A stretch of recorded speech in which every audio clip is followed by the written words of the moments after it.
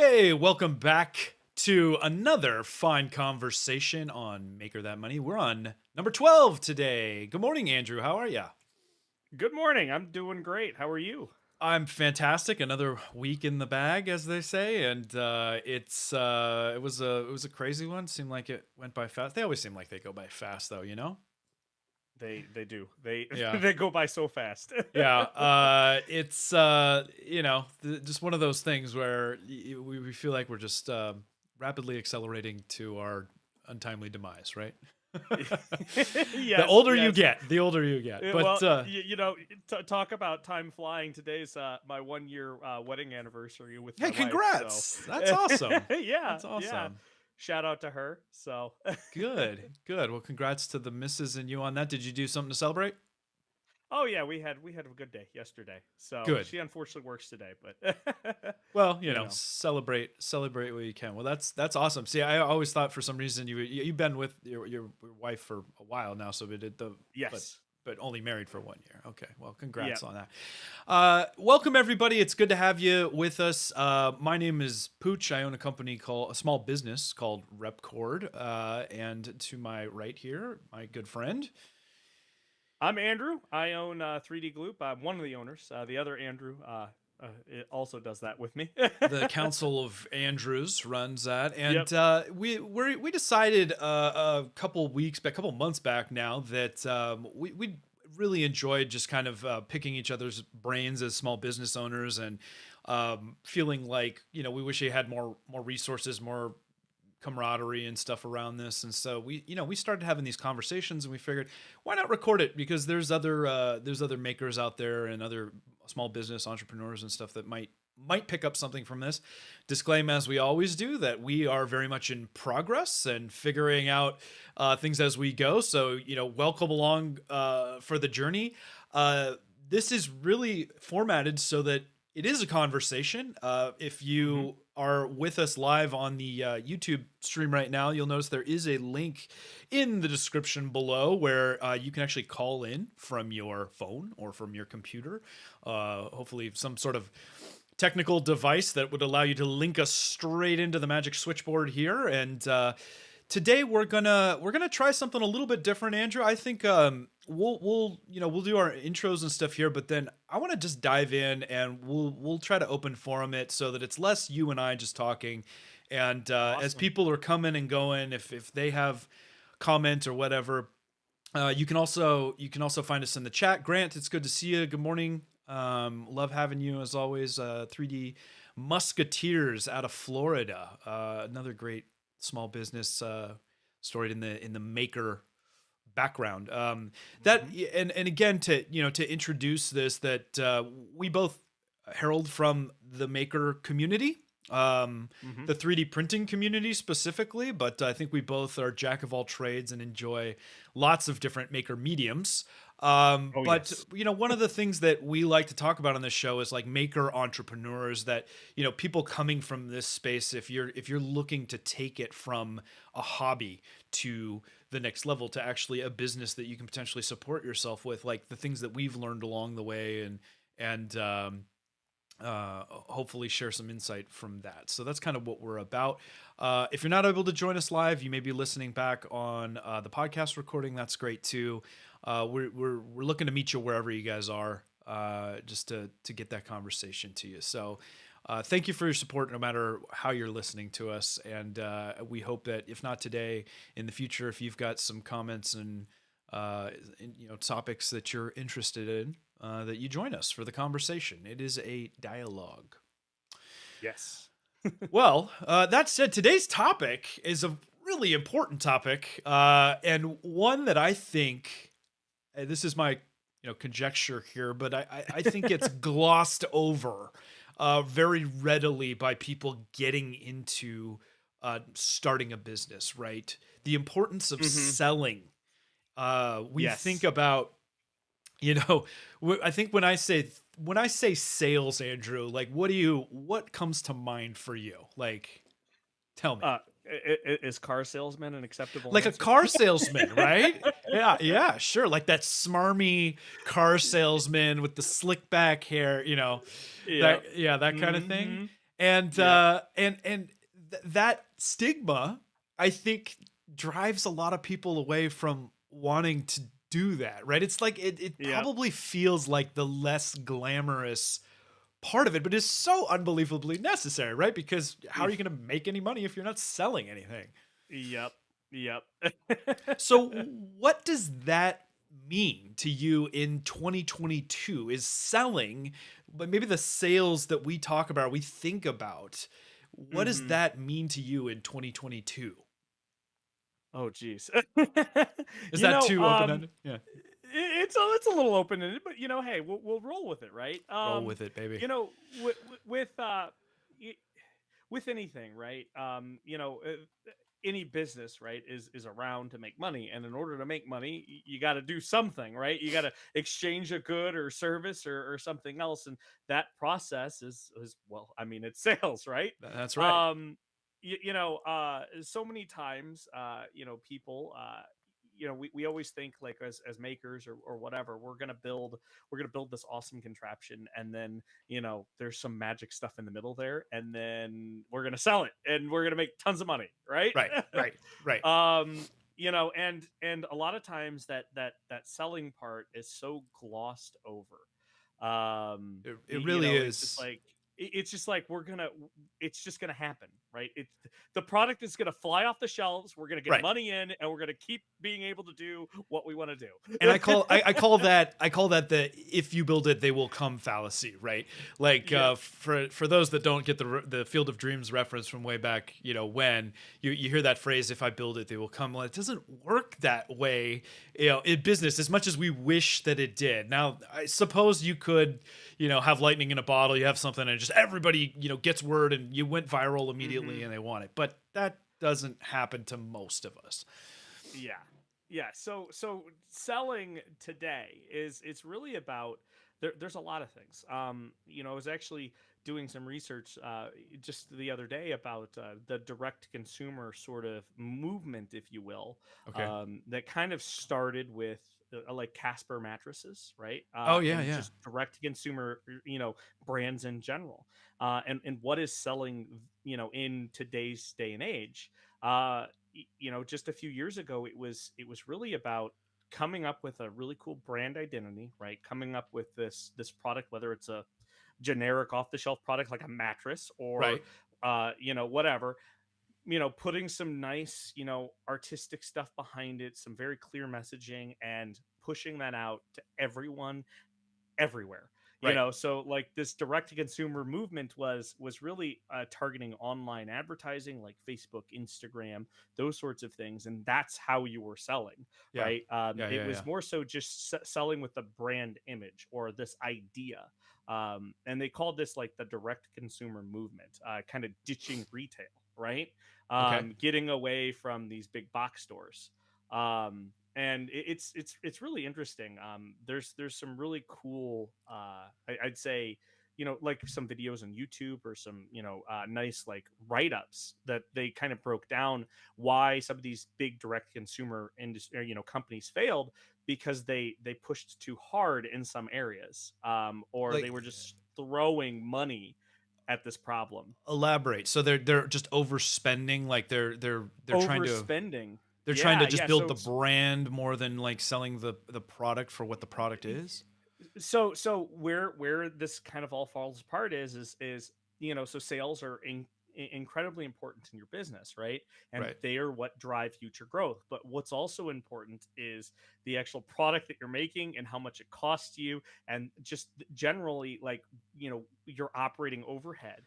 And so this is an equation, it has to be balanced in both sides. As makers, right, we constantly are like, oh hey, what can we build real quick or whatever, like it solves this problem and everyone's going to want it because it solves this problem, Right. Right. right? I had this And then problem. Everybody must have this problem. everyone must have this problem, right? And so people are going to buy it.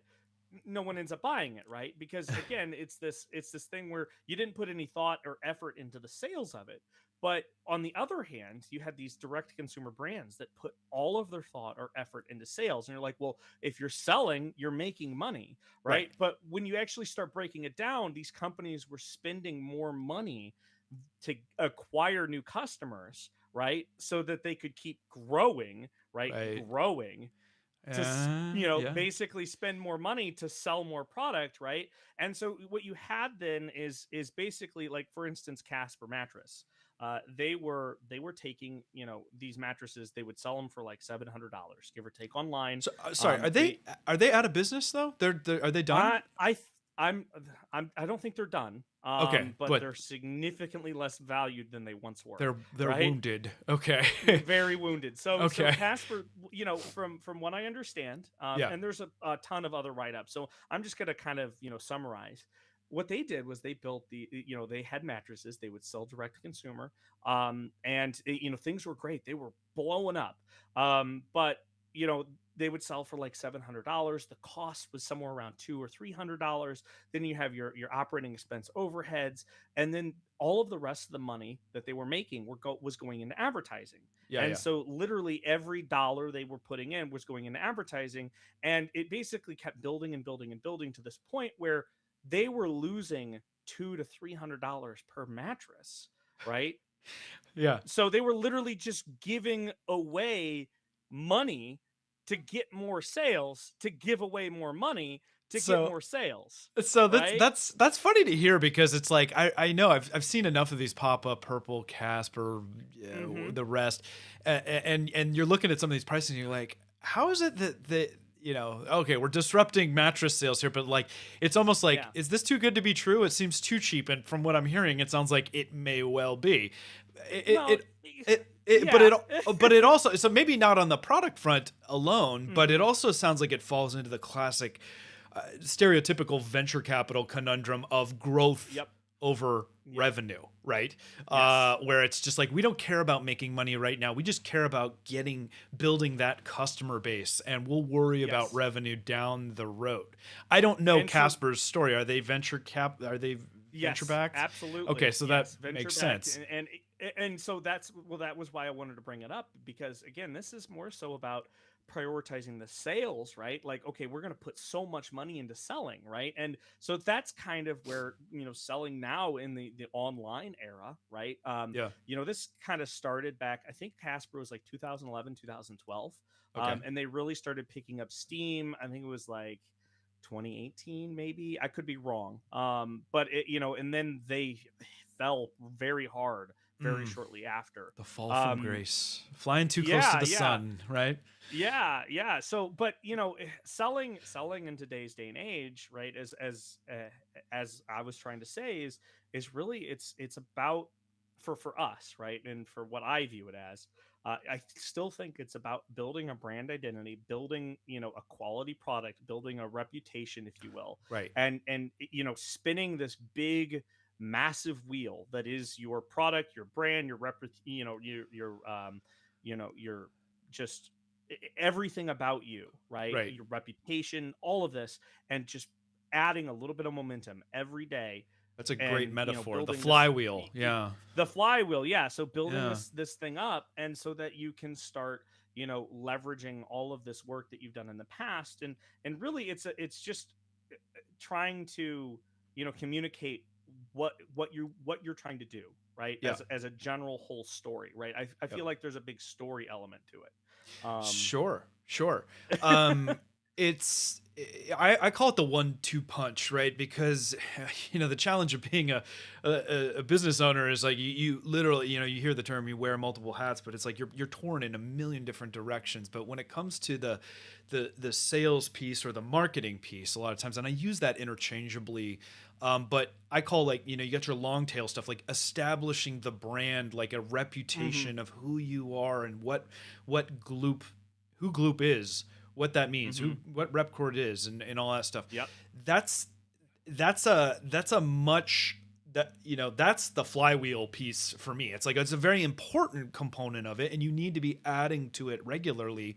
But that part, that branding, doesn't have the Hmm. same cash flow impacts, right, as the direct sale. Yep. Like, I need to push out my e-blast, I need to be, you know, putting stuff on social media, I need to do, you know, Yes. maybe SEO and advertise, you know, all that stuff to really directly drive dollars too, right?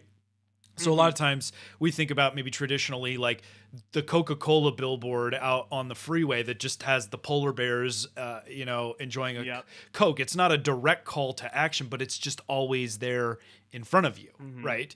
And Yep. so you got to stay in front of people, Mm-hmm. you can't do, and especially in the maker community, I feel like this community sniffs out like salesy smarmy stuff like way too Mm-hmm. like easily. Like they don't want to be sold to.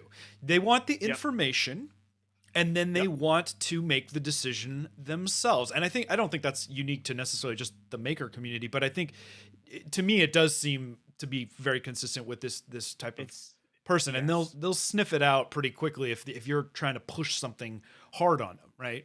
So Mm-hmm. that's the approach I've always taken. We use ourselves as our own guinea pig. Like we make products that we use on a daily basis. This is what it's all about. If you are interested, here's where to find it. I don't do a lot of like I don't use my anybody that follows me on social media knows like I don't generally use it in an aggressive sales strategy. Mm-hmm. 20% off this. I do sometimes, but Mm-hmm. certainly not as heavy as a lot. And I don't know. What about you?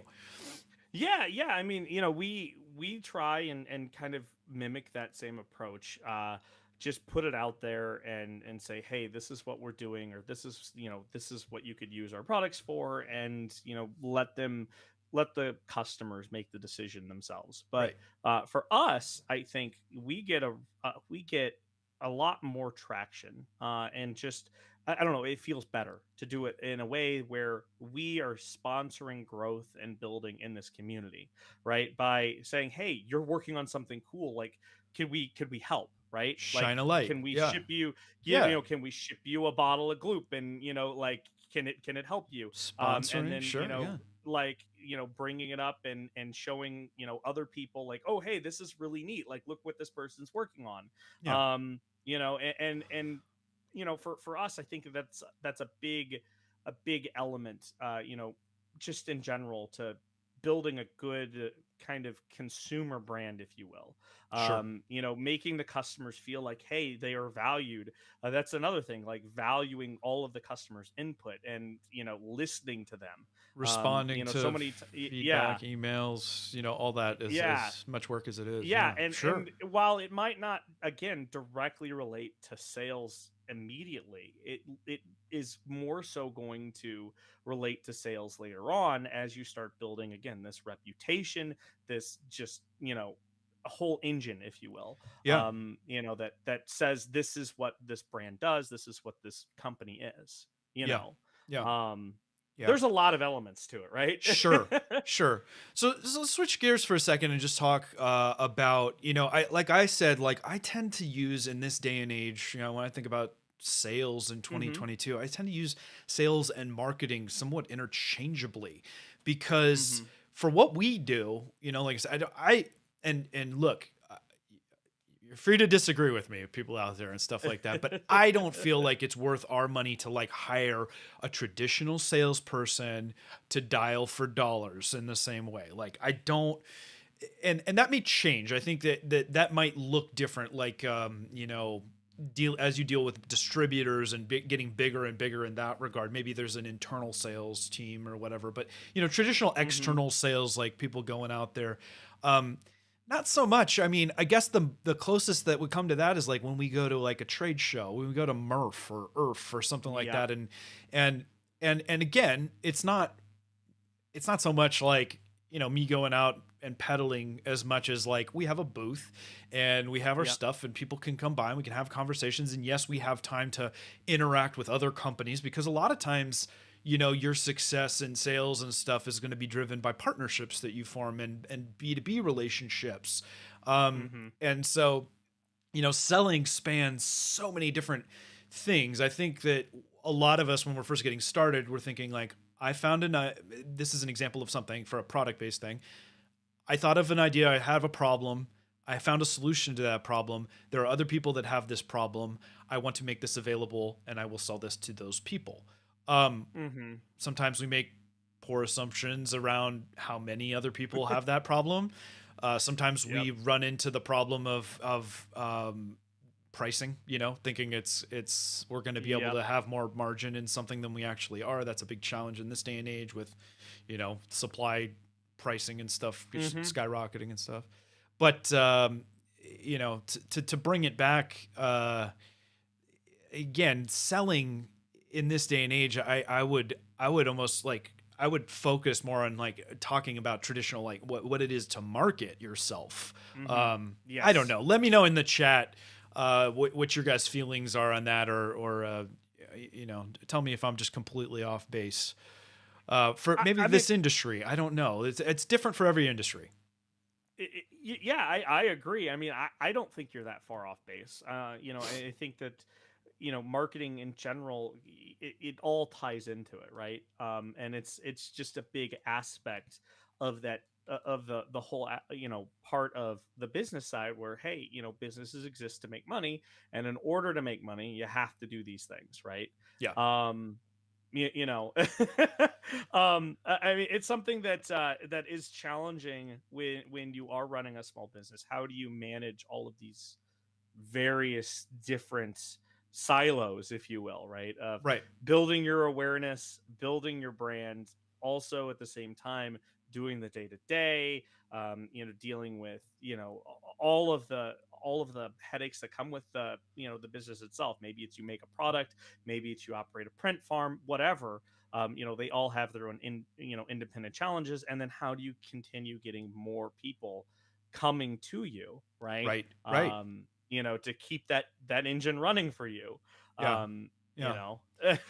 Grant brings up something interesting in the chat. And again, listener, if you're listening back and you want in the future to join us live, we do push this to YouTube and allow call-ins and chat and stuff. So that's what we're talking about right now. But Grant, who owns 3D Musketeers in Florida, mentions Kickstarter as potentially creating kind of a, like, people feel burned, especially in our Mm, industry, over Kickstarters that haven't been funded and things that are really like overhyped, and then that just makes everybody yes. potentially weary to that sales process. What are your thoughts on that?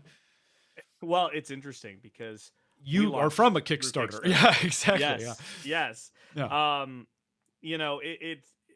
it's tough. So a Kickstarter back in, what was it, 2012, 2013, 2014, somewhere around there, was a really cool platform to get awesome ideas off the ground that had potential. Yeah. And it really embraced that if you build it they will come sort of mentality.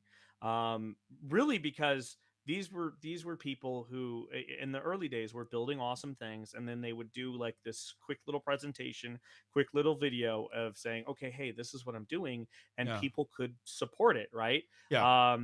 And really kick it off the ground. Now, the successful ones put some effort into that up front. They had an intention of building a business. It wasn't just a Joe off the side of the street just trying to, oh, hey, help me build this, crazy thing, and has no idea how to actually build a business. Right. Um, Right.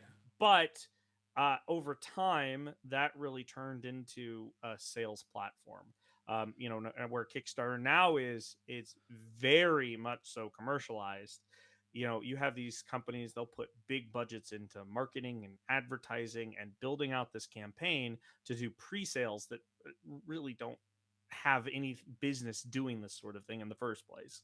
um Right. They're using and it. for I Yeah, agree. It seems like it gets abused as more of a marketing tool than anything, right? Like companies that's what it is now. that are already And well established don't have any business or what we would traditionally think of the platform for.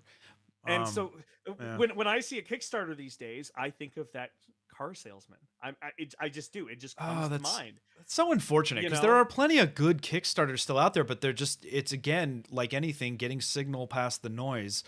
Hmm. I think the reason it was appealing, it was new. It's like, I mean, the internet is such a fickle place in that regard, right? It's like Hmm. when YouTube was new and people were like early adopters of that, it's always the early adopters that tend to benefit, and then over time Hmm.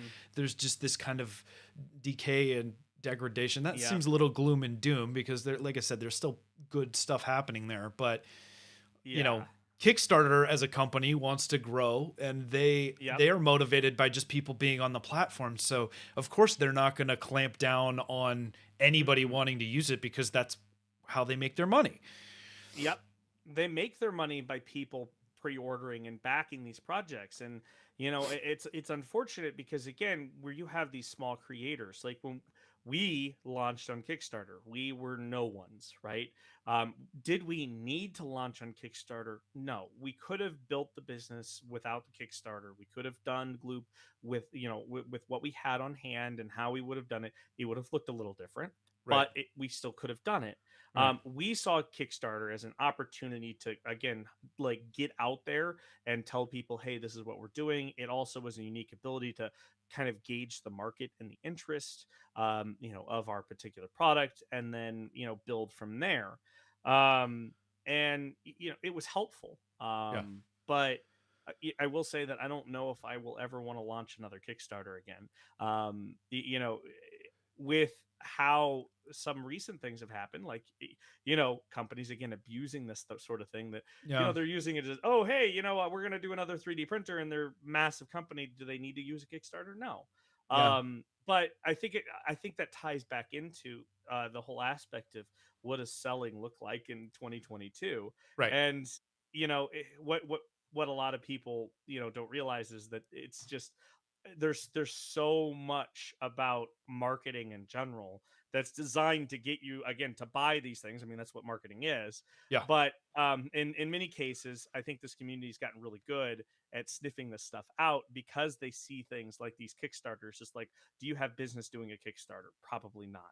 Or are you actually trying to build something that is going to be beneficial, or is this just a cash grab, sort of thing. Right. um And it's interesting because if you look at it, so part of the appeal of Kickstarter early on was I think what you're talking about, where it's like you felt like you were kind of helping a fellow maker, or an mhm. entrepreneur, kind of get off the ground, and it felt like that great accessible direct connection, right, that might have only been traditionally done by angel investors or venture, but it kind of democratized that Mhm. I hesitate to say the venture capital process, because there's so much more to that than just Mhm. funding up the development of something that's a prototype and taking it to market. But it's you're right now that it's almost like people have this like it, this visceral reaction to it. Not everybody maybe, but just like Kickstarter, and that it almost works against you now. It flipped around because of the abuse and because of the perpetuate. Like, that's why I would argue it is ultimately in Kickstarter's interest to try to keep the system more pure and less abused. Mhm. But Yep. it's undeniable that if you're gonna get one, why wouldn't you want to play with house money if you don't have to spend your own Yep. money? And two, if you're Yep. going to get the marketing boost from it, like Kickstarter is going to help push it because it's all about eyeballs, right? Like, so it's Mhm. a like that's why a lot of these bigger companies are abusing it, because it's Yep.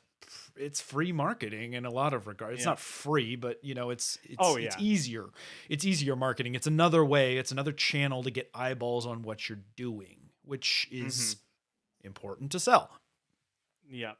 Yeah. I mean, it's interesting because when we launched Gloop, right? You mentioned this "build it, they'll come" fallacy.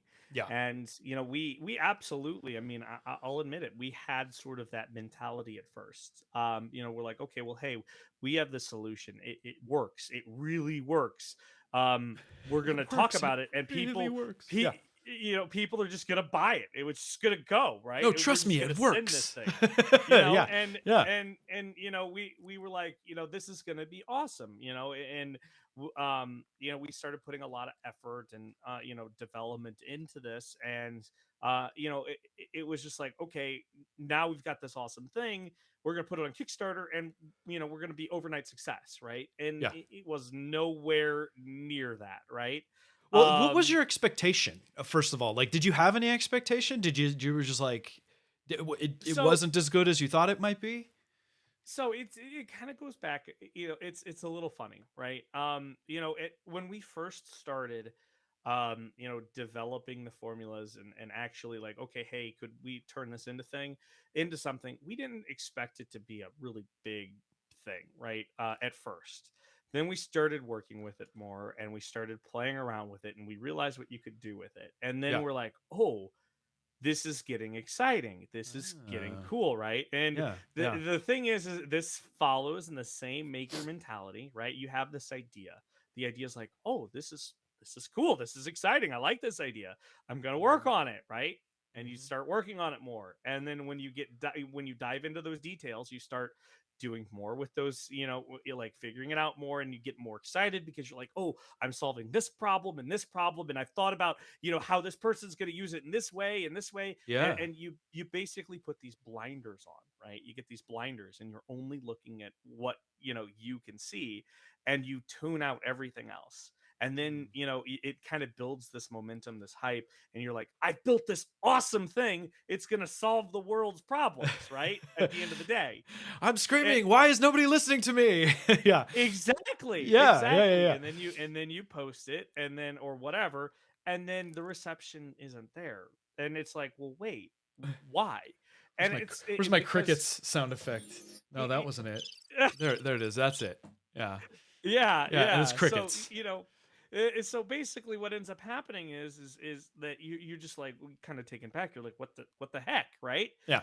And for us, we kind of built up, and we're like, okay, hey, this is gonna be cool. We're gonna fund really quickly, probably. Not that we needed it. Again, we were fully capable of really building it, ourselves. But we're like, hey, this is gonna be cool. It's gonna be something that's gonna turn into a little side hobby. For us, we're gonna turn this into like a little small business. And then it didn't really go the way that we were expecting. It was a very slow, kind of linear growth.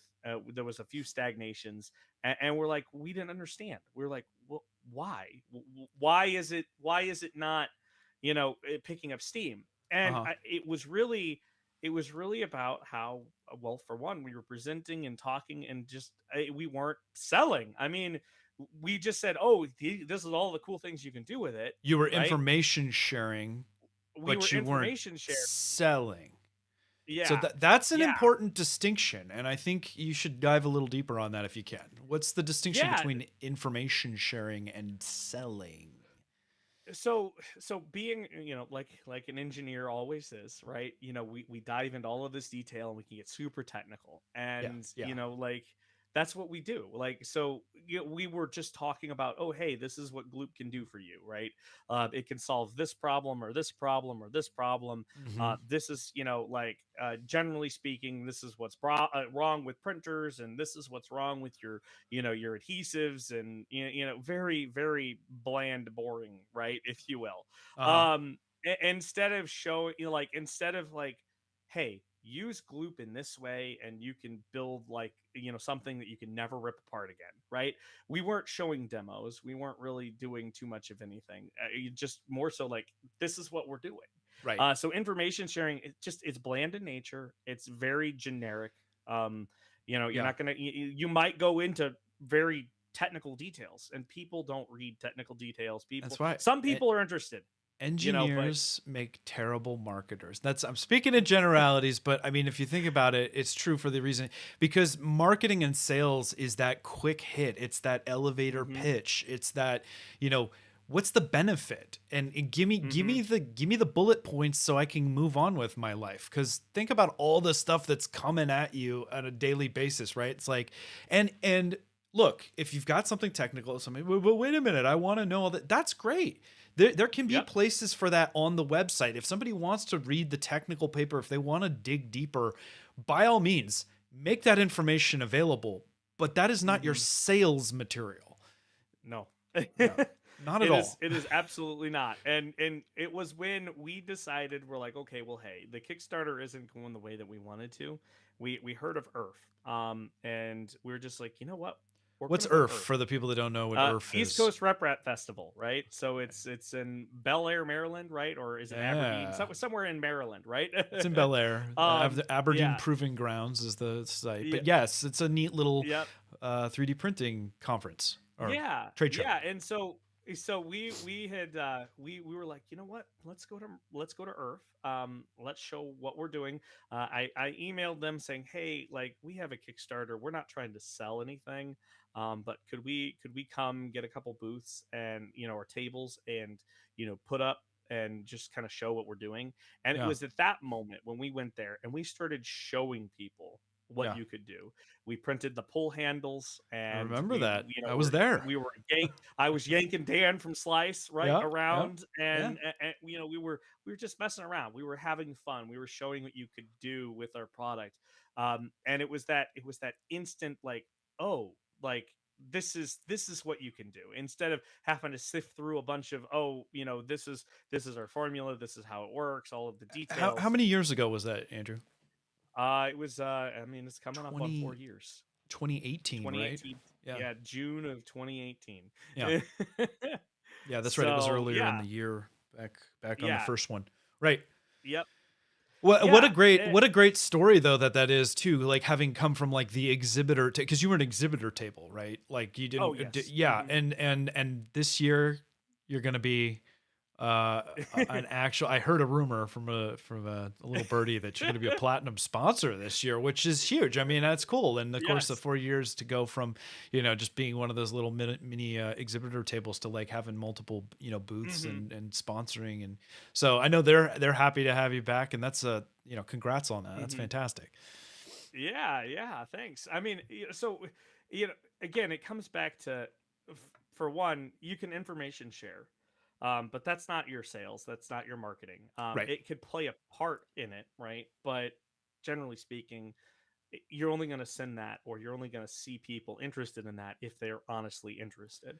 Sure. Um, so it's more so, how can you condense that information down? And again, engineers make terrible marketers. Yeah, yeah, but I mean, sometimes, like I said, like that's what we, as small business owners, like when you're wearing all the hats, you're going to identify the things that you're good at and that you're not good Hmm. at, and hopefully, conversation for another time, when you're deciding and when you're growing, when you have the funds to make the hires, hopefully you're supplementing with the skills that you lack. So if you have an engineering background and you realize, wow, Hmm. I'm really terrible at doing the marketing, you look at hiring marketing. Like for me, like I have more of a marketing background, not as much on the engineering, Hmm. certainly not as much on the finance and all that stuff. So it's like I'd rather spend my money, that way. So, those are all things that hopefully you're thinking of strategically. But let's take a minute.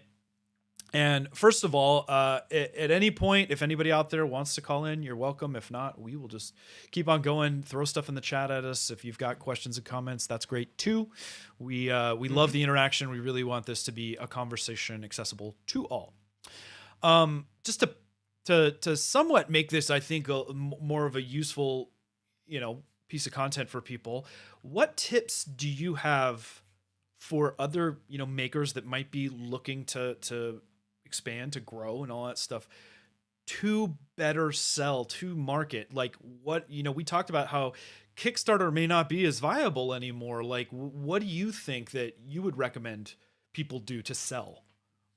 So my first thing is I take a step back, and I see, like again, I am very easily distracted by all of the what if possibilities with the products that I'm working on, right? Squirrel. Yeah. Um, and well, not so much the squirrel aspect. I am bad with that too, I'm but bad with squirreling. Yeah.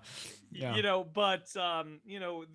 aspect of I mentioned earlier, becoming so invested in a project that I'm no longer seeing the end use cases, or how someone would interact with it, Mm. or how we would go about communicating all of the details, or whatever. I'm a technical guy. You're too I in the love weeds.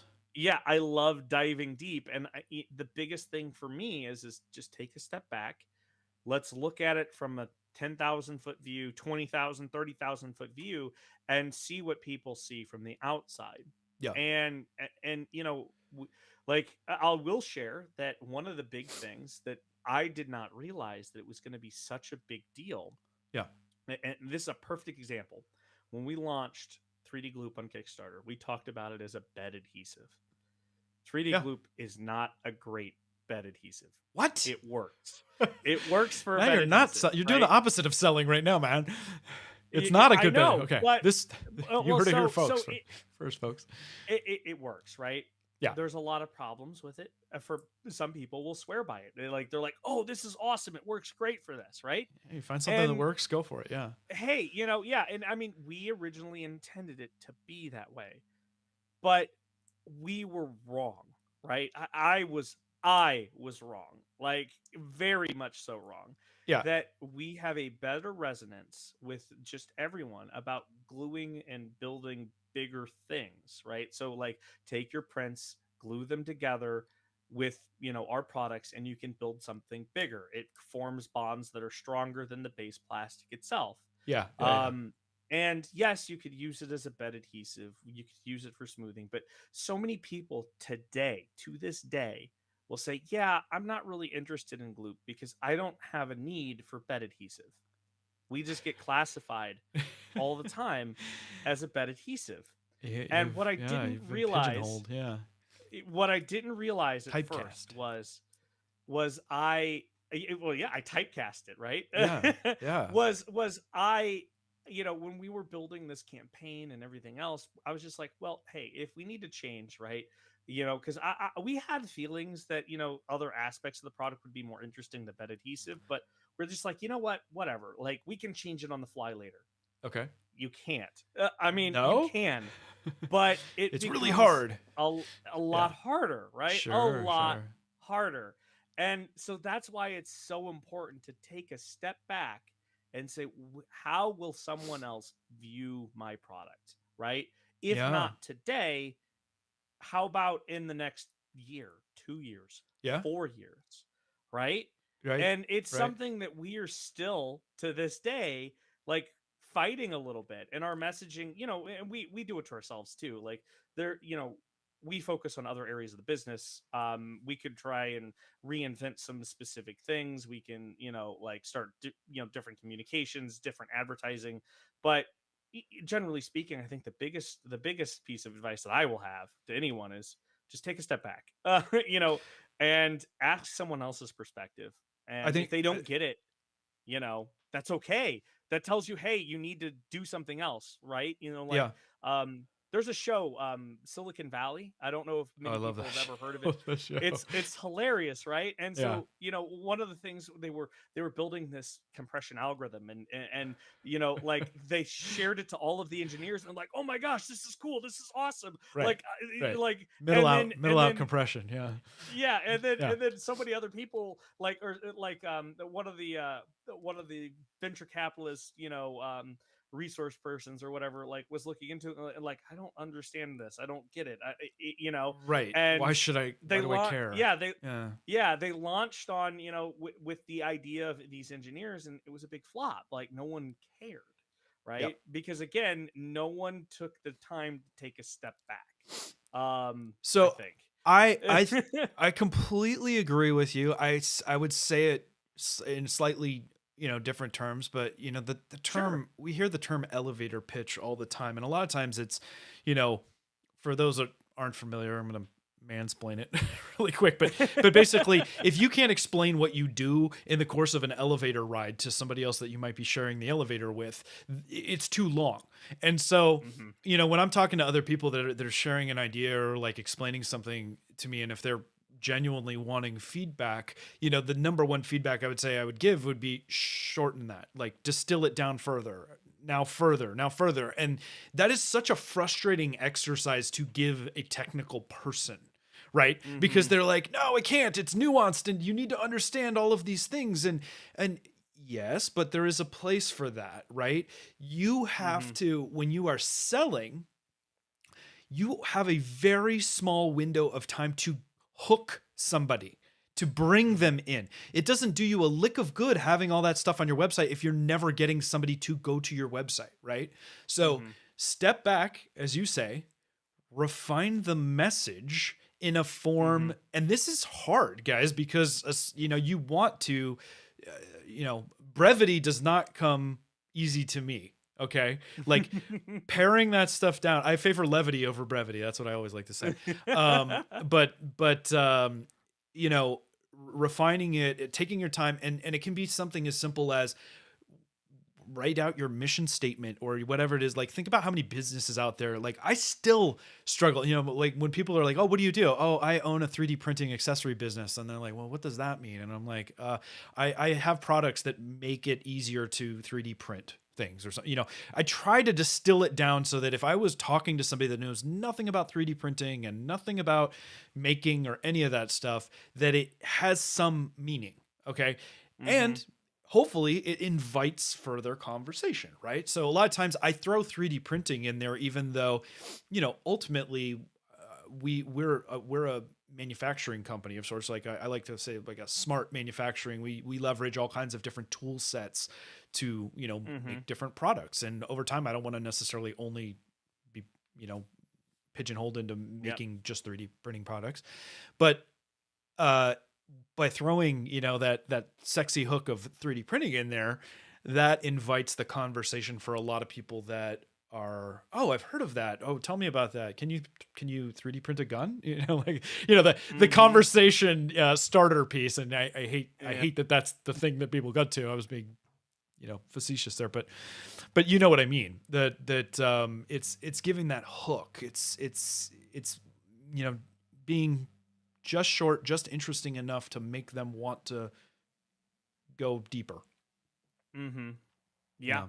I, yeah. It's hard. I mean, and there's been a lot of back and forth here, and how do we distill down what we do, and how do we make it more appealing. I mean, so many people as well, like for us, we compete on a commodity level, right? There are Yeah. commodity adhesives that out there. Why choose us I'll over just anyone use else? crazy glue because then I only need to have Yeah. one glue and I can glue all the Yeah. things. Yep. Gloop. Yeah, and so and so so many people, like, for us, it's like, how do we communicate that? And it's like, oh gee, then we have to get nuanced, and it's like, well, I think we're getting better at it, and just understanding, like, people are going to either get it right away or they're not, and that's okay. Yeah. Yeah. There are aspects that I know that I'm still learning, specifically with how do we position ourselves, how do we market ourselves, and one of those big things being that we're starting to kind of humanize the brand, of Gloop itself. We're starting to try and be more involved.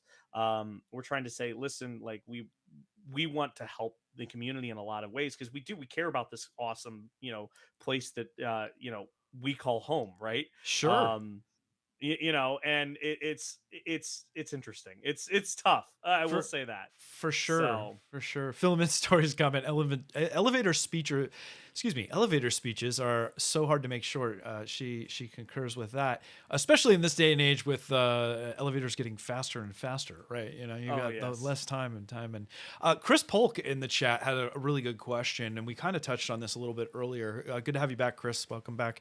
What's it like marketing to makers, especially navigating open source and IP?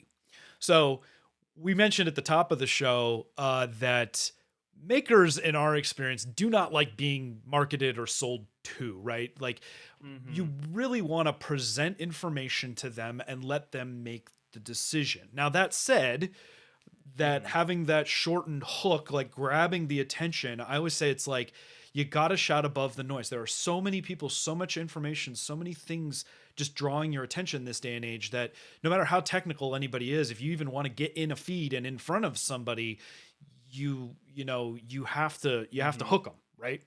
Yep. So there's certainly that's appealing to everybody. But his question about open source and intellectual property, IP, Mm-hmm. is a good one. What considerations do you have around that? Yeah, so it's tough. That it gosh, open source is great. There's so much good things that can come from open source program, or like just developments, software, whatever. Yeah, um as a company, though, right, how do you develop something that you can, one, monetize, and two, prevent, other people from coming in and just ripping you off, and you having no other means basically continuing to do what you do. Right. um open source is, as a company, it's tough, because this is a very there's a lot of very hard feelings, when it comes down to, should you be able to, let's say, patent something, or is it okay to patent something and then sell that into this community, it like lock-ins, that sort of stuff. um it I'm just it's a lot to talk about. And I don't I want like to to say say there's a lot of something. meat on that bone. Yeah. Yeah. Yeah, I don't want to say something that would potentially kind of like be a little controversial, but in some cases it has to be. Yeah. As a business, you have to, if you're going to be a maker or an entrepreneur, right? Yeah. For one, you have to figure out a way to continue developing whatever you're developing to make money, right? Yeah. Businesses are in business to make money. Yep. Um, that's not saying that you can't build something that also supports open source or anything else. There are plenty big companies out there that you leverage open source platforms, open source software. It was interesting because I just saw a really cool tweet just the other day about some random small open source software that's utilized by you know businesses that are worth billions of dollars, right? Yeah. And Yeah. then you see the sponsorships, I and saw that. Yeah. it's People some you never heard no-name of. company, right, Yeah. that they never heard of, right?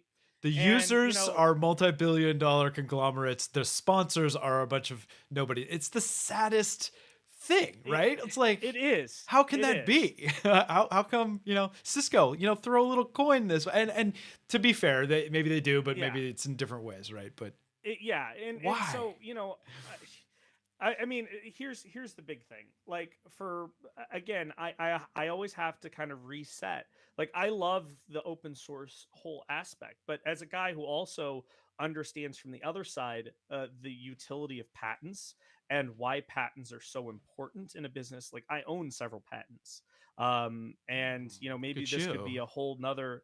This could be a whole nother sort of discussion. Whether to choose to patent or open source. When it comes to marketing, like, your rep boxes, did you open source your rep boxes, No, or no, no? and I can get into that in a bit, Yeah, but I do have some open source offerings that we offer, like yeah, the rep rack sh- and stuff like that too. sure. That's And intentional. yeah, and so there's it's tough, because I feel like there's a big part of the community, and there's a big part of there's this big push for a lot of people saying, hey, this should be open source, or this would be awesome if it's open source, and great, right? But Yep. the other issue comes down to is can you actually build a business around it being open source? And it um I would argue again yes, and it's happened time and time it again. So I mean, mhm. let me take a stab at this Sure. really quick. So to Chris's point, he says like the differentiation in his mind for open source and walled gardens, private, is quality control and brand trust. Um, I can see how that would be a stereotype of the whole thing. I think that, like anything, there are great open source projects, there are terrible ones, there are Mhm. great garden walled projects, and there are terrible ones. So, but Mhm. I can see that stereotype. Um, I think, to take a step back for what you're saying, uh, that to go back to the sales and the marketing piece, that a lot of value and a lot of reasons you might see some open source projects out there is that it is yet another way of engaging community. It is another way of Mhm. engaging people that already exist, right? And Yep. so and it's a people that, again, don't particularly want to be sold to. They, in fact, they, because it's open source, they expect there's like, it's not that there's no cost, but the cost structure of things is definitely different. Okay. Mhm. But I think when you're developing something, and especially when you are a product built on the shoulders of giants, other open source projects, right? Like RepRap and the 3D printing Mm-hmm. community is very deeply rooted in open source because a lot of printers are that way. And Mm-hmm. so I think there's a, for me, a desire to give back to that community as I can, but keeping that balance of what I need to keep my business running, Mm-hmm. and for me, it's not so much even that I'm opposed to open sourcing. It's that I really don't want to make it that easy to clone. Like I Mm-hmm. don't, because that has happened time and time again. That doesn't matter Mm-hmm. if you how you license and all this stuff. There will always be bad actors out there that can potentially wreck Mm-hmm. what you do. So we dip our toe in. It's like I very much, people that buy the product, I share print files. Anybody that's requesting wants to do some customization and stuff. I don't generally share my source files, but if they're like, hey, I wanted to make this mod to the panel, like I might give them the parts that they need and stuff, and I'm willing to have those conversations. um Mm-hmm. but to me, I look at open source and with the eyes that a lot of people look at Kickstarter or social media, that you need to have a multifaceted approach and multiple ways to get out in front of as many eyes as you can. And when Sure. you're bootstrapped and you're startup, like you're looking for um you know large groups of people with minimum barrier to entry to get out there, and they will sniff it out. If you're going out, like, you can't just join forums and start like, hey, I've got this for sale. Like, people boot your butt out of there Mm-hmm. because like that's not what people are there for. But if you get in there and you participate and you give back, Mm-hmm. and Yeah. people want to work with you, but that's the give and the take, and Mm-hmm. that is the yin and yang of working in that kind of community. And Mm-hmm. people will smell if you're being disingenuous or not, right? Sure. It's Sure. it's a fine line. We all know Yeah. at the end of the day, everybody needs to eat and have stuff, and we want to support things, but it's tough because we have to sell, but at the same time, like I probably, there's a lot of that would argue like I might not push hard enough, and there's others that probably feel like, you're a little bit too salesy, like you're not really truly contributing to this Mm-hmm. project the way that we would hope. I don't know. You Yeah. guys tell me what you think in the chat. You won't Yeah. hurt my feelings. I mean, I completely agree with you, Pooch. There's I just remember back to the early days when we were trying to develop what we were doing and build the company.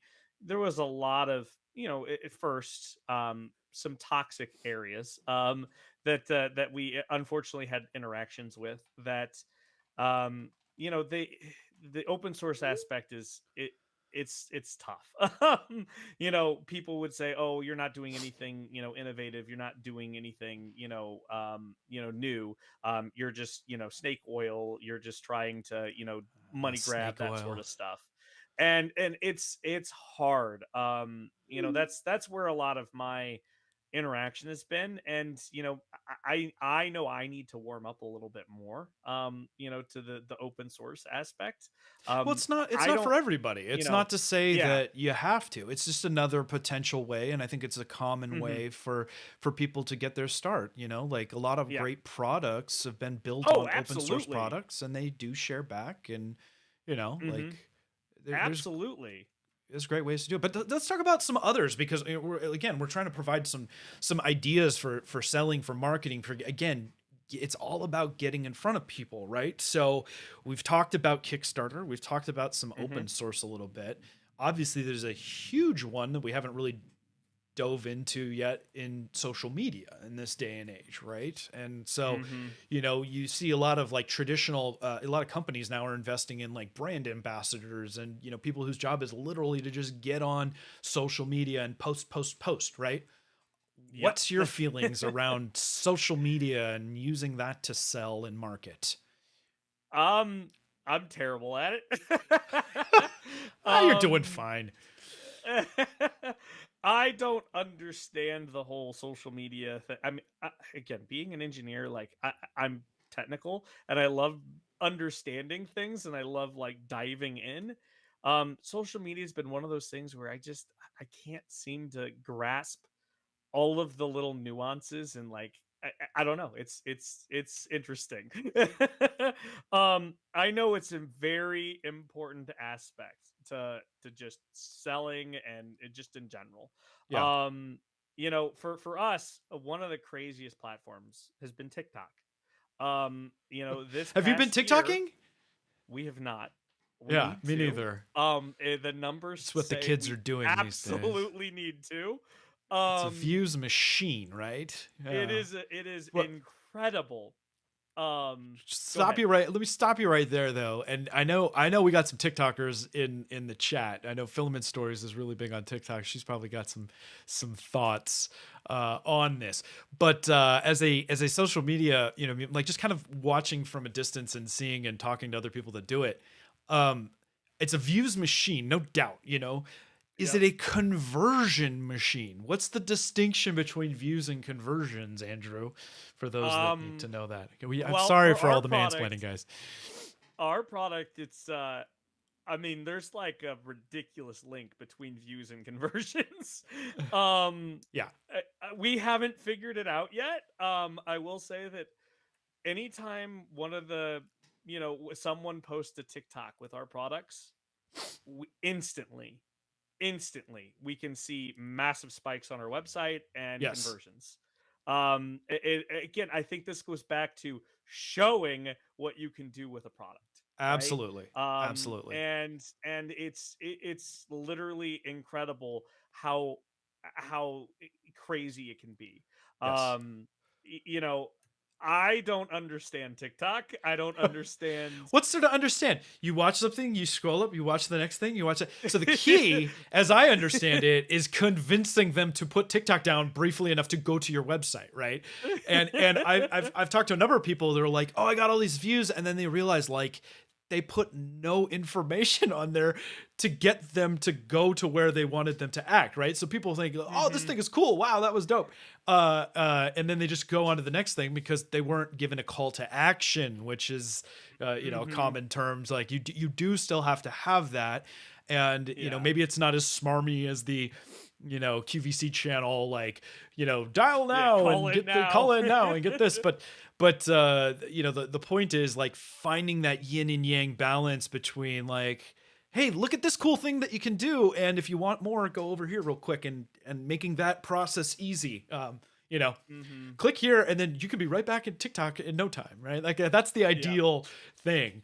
I think, and I don't know enough about it. Comment, you guys, if you know. But in terms of like TikTok monetizing things, like, do they have any like, are they doing actual ads or like promoted talks or whatever they call it, like to help facilitate that purchase, maybe even an in-app means of purchasing? Because I think they would kill if they They had probably would. Yeah. something more direct where it's like you could stay within the app, especially for some things, not every product and Yeah. stuff, but it was like, oh, I want some of that 3D glue, boom, in the Yeah. cart, got Boom. shipped, and I'm still Yeah. scrolling because man, the Yeah.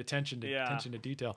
But that's just one social media thing, and people in the chat are saying, it's almost like it's a free resource for getting in front of eyes, like, and yes and no, nothing is ever free, right? But Hmm. it is very low barrier to entry. Now, doing it effectively, building an audience and all that stuff, that goes back to what we said at the top of the show about building your brand, getting a Hmm. reputation, like giving people a reason to believe that they're going to be safe if they click Yep. on your link, right? Yep. Hmm. Yeah. So you feel like you're still trying to navigate the social media. You're feeling a little lost Yeah. in that regard? I mean, I Very, don't claim very to much have it so. perfected, but it doesn't I mean, intimidate me in any way. so our brand voice and stuff, we like being funny. I'm a quirky individual. I like being silly. And we like doing silly things. Yeah. But it is something where the whole marketing aspect and the social media definitely is something that we are very much so still learning. Yeah. We'll go sometimes. We've been a lot better at it, but we'll go weeks without posting to anything, which in social media eyes, that's terrible. Yeah. Oh yeah. Um, Yeah. you know, Yeah. we Like you got Facebook, you got Instagram, you got Twitter, and Oh, now there's we got so many TikTok. And it's platforms, just right? like, Yeah, yeah, how yeah. do we keep it all updated? How do we, like like our Instagram, like we never post to Instagram because it's just not something that I understand at all. I don't get how you take a photo and like, oh hey, look at this, like, and I don't know, it's just weird. um Facebook, we try and post to, but Twitter seems to be, I think, the most active, at least for us, in the community. I know there's individual communities, big 3D printing following in Instagram, also big ones in On Facebook, all and the especially in platforms. TikTok. All the Yeah. platforms. Yeah. So. And it's interesting, and just to kind of go a little deeper on that, early on I looked at into tools, and there's a lot of tools out there, Buffer and Hootsuite and other ways to say like post once and push too many and stuff. But I would argue that that did not work to the efficacy that Hmm. we wanted, because there are different communities, there is different messaging that you tend to want to do, and a Hmm. lot of times it's subtle. Sometimes there's overlap, yeah, but ideally, if you're doing it well, you're engaging, you're meeting people where they are and engaging them in a way that works. Like TikTok has a very specific feel to it when you are Hmm. filming one of the, again, I'm not, there are people, we should get somebody on here that's like more of a TikTok master to speak to it. We should. But a very like, I don't know how to describe it. It's like a stream feel, like a live, like, Yeah. demonstration, and there's music going, and it's fun. It's very fun. It's very like, it's short form. It's hopefully kind of quirky, engaging. It's silly a lot of times. There's like duetting, and so I think there's ways to establish your brand, but at the same time, like the yin and the yang of like having some fun with it and being too salesy, so that you're not alienating yourself as a thing. And anytime you're trying to get into a new community, of course, everybody's going to think you're sus getting in there. Like, I've never seen this guy before. I don't know what's their motivation, you know? Um, Yeah. but I love the combination. Like you guys, we try to be silly. And I Hmm. think that it's when used to good effect, a great way to, you know, get people to engage with you. Not Hmm. if you look at my Twitter presence, and this is just what I found works for me. There's a ton of it that's very like my Twitter, my Repkord Twitter is me, right? Uh-huh. And a lot of the times it's just me opining on stupid stuff that has nothing to do with Repkord or anything, or and I Yeah. like it that way, I like, because but there's still plenty of times where I talk about my business and stuff too, but I like, have musings, and and to me, I think that's worked well. I think that I've got people that engage me on just like kind of the silly, thoughts, and I got people that are into the, the 3D printing comment, the maker content. And sometimes, like people in the chat are saying, like, you end up pissing off different crowds because it's like, this guy's gotten too much, like, I'm not seeing enough 3D printing content anymore, or he's getting too silly, or vice Yeah. versa. So it's never a one size fits all. um Uh-huh. but I think that this goes back to when you're sharing your humanity, that Repcord is Hmm. truly like a person or some people, like the individuals Yeah. behind it. I find that a very effective way to sell in this community, because it doesn't feel like selling. Like, I don't really feel Hmm. like I'm selling. I feel like I'm putting the information out there. I'm showing, people who I am and what I offer. And if you want to support what I'm doing, fantastic. And if not, Hmm. that's totally fine. And we're here if you need us when the time is right. Um, but the sooner that you accept to the fact that you're not going to please all the people, uh, that's a tough thing for another It's tough. time, Hmm. because Yeah. we're both the type of person that just, like, oh, I upset you, I'm sorry, I didn't, like, I'm not trying to upset anybody. Not And trying to. Yeah. but you only have 140 something characters, or 240 character, whatever it is now, to explain yourself. And so, I made the mistake of opining on the whole Will Smith fiasco the other day, and then, that there was definitely two camps on that. I'm like, you know what, this isn't having the effect. I mean, a ton of people responded and all that stuff. I'm like, I'm not I'm gonna step away from this, right now. So who knows? I probably lost some people as a result of it. I don't feel strongly enough for it to me be worth upsetting anybody over. Yeah, I yeah, tend to be very yeah. tongue in cheek with my stuff, and sometimes that's just taken completely literally or out of context. I'm like, okay, Oh man. moving on. See, and so like, with the social media thing, like it's interesting because we at Gloop, like, we haven't humanized, right, the brand at all. Like, it's Gloop, right? That's our Twitter, it's Gloop. Everything else is, now I'm usually the one, but the other Andrew can also interact, on Twitter, and we kind of share those responsibilities. Your voice is um is pretty interchangeable in that regard. I yeah, see you use the yeah, we. You use the we a lot. yeah, I know. Yeah. yeah. Yeah, and so, just it's one of those things where I think, we could learn to do better, and like maybe, kind of bringing in that more human element, because we get so many comments a lot of times just in private emails, like, oh hey, we thought you guys were a huge company, right? We're two guys doing this. It's incredible how many people think that we are a big company. And it's just, I don't know if I want to give off that sort of impression to anyone, because we are two guys trying to do this, Yeah. Yeah. and be a part of this community. I don't want to be, this big, oh yeah, we're like a, Creality, or whatever, and you're Right. just gonna get lost to someone else. Right. So, Or not you know, answered at all. Yeah. yeah, Great question on the YouTube chat here from Chris Polk for you specifically. With a company like 3D Gloop, how much organic growth do you get just from kicking down product to those that live and influence in the social media spaces? And this is a great segue, because the last thing I want to talk about is hmm influencer marketing, which is humongous hmm and very big in our space. But what answer, if you feel okay with answering that, like, yeah, yeah, absolutely. how worthwhile Um, does that feel? it's incredible. Incredibly worthwhile. Yeah. It is incredibly worthwhile. Which is why, I mean, like, we love kind of supporting, just in general, like, awesome members of the community, because they're doing something cool, and it's like, hey, could we help you in any way? And yes, it does help move the needle on the back end. But what I want other people to know is that allows us to then go and do other awesome things, right? Right. And Right. feed back into this whole awesome engine that this community is. Cash You flow is know, everything. Yeah. Yeah. it Yeah. is. It is. And so, yes, it is incredibly valuable for us. I mean, that's really where we found the biggest resonance with anything, is just, okay, hey, could we, reach out to, this influencer, and get our product in front of them? And I don't ask them, to feature our product at all. If they choose to feature it now, that's on them. And we greatly appreciate it. Like, Sure. it's amazing if they do. And if we can kick back, whether it's, a revenue share, or, just some general, whatever sponsorship dollars, we Mhm. absolutely try to. Yeah.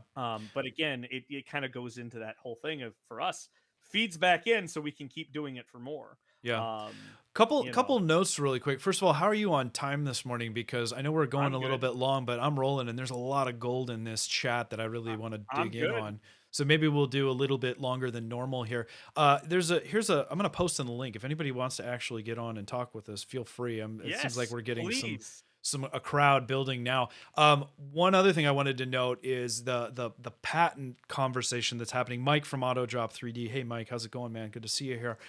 Mentions his difficulties with that. I want to have a conversation with you specifically on a dedicated episode around patents versus open Hmm. source and stuff like that, as different means of protections and IP and stuff, because that's just, there's so much on that. And it's There's a right. lot. He's absolutely right. Just trying to keep people satisfied. So we're not going to dive much deeper. We did talk a little bit about it earlier today, but to go back to the sales thing, um, you're I said, like, bringing up influencer marketing, and Chris asked, what's the impact of that. You're lucky that you have a product where the overall cost of the individual bot, like, it's not a big Hmm. deal for you to Yeah. send a few bottles here and there. Your margin's pretty good on them and all stuff, but you're a Hmm. volume. The trade-off for a volume product, guys, is that the amount of time that it takes on the fulfillment side, like you have to ship hundreds and hundreds and thousands of orders, and ultimately you need to get to Hmm. a place where you have distributors and stuff, because it would Yes. become so cumbersome to be doing direct to consumer on a high volume product like that. But the benefit is that Hmm. you do have that as a great the product can speak for itself as a good marketing tool.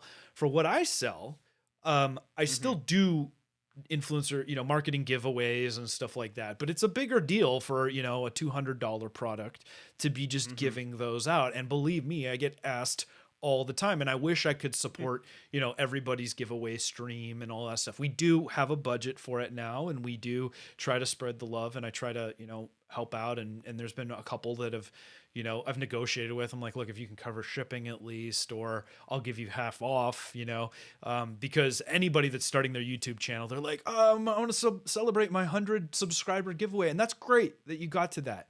But you have to Hmm. understand that when you're approaching a company and asking for a freebie, somebody doing a 100 subscriber giveaway approaching a company like Gloop, you'd be like, yeah, I'll give you, a couple bottles to Hmm. give away. For me, it's like, that's going to have very little impact on my sales Yep. numbers versus if you're an influencer like a Joel or a Maker's Muse or Yep. a 3D printing nerd or any of that, like that has a very significant, like there is the Joel effect Hmm. is real.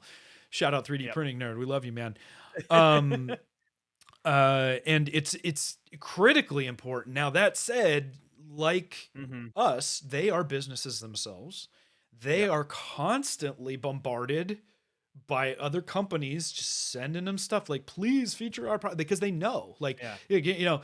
everybody out there is like, oh my god, I wish I was Joel, I want free printers and all this stuff. And it's funny Yep. because the flip side of that, having seen how the sausage is made, is it's like it's a burden when you get to that level. It, You're yeah. constantly having stuff come in, and you have to, like, he can't give them away fast enough, right? What a great problem to have. But when you're a business approaching, Hmm. you know, those Yeah. people, one, they can sniff out, they want to work with people that are part of the community, that aren't just trying to peddle stuff, that don't give Hmm. back.